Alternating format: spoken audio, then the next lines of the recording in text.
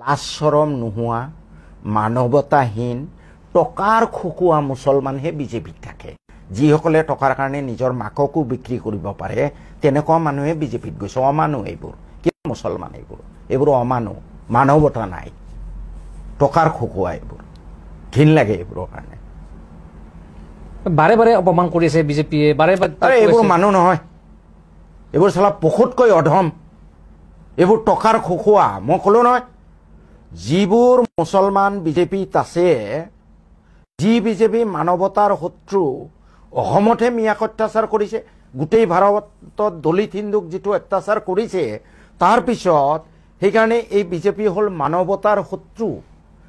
এই বিজেপি তাৰ পিছতো আজি ইমান উচ্ছেদ, ইমান অত্যাচাৰ, ইমান অপমান কৰাৰ পিছত যিবোৰ মুছলমান বিজেপিত গৈছে এইবোৰ কুকুৰতকৈ অধম, টকাৰ খকুৱা, টকাৰ কাৰণে নিজৰ মাক বাপেকক বিক্ৰী কৰা আছে। ভাই অমানুহ, এইবোৰৰ কথা বেছি নব। নিশ্চয়কৈ সামাজিক মাধ্যমত এই কথা ওলাইও আছে। এইবোৰৰ কথা পাতিলে মোৰ নিজৰে অৱস্থানটো বহুত অৱনমিত হয়।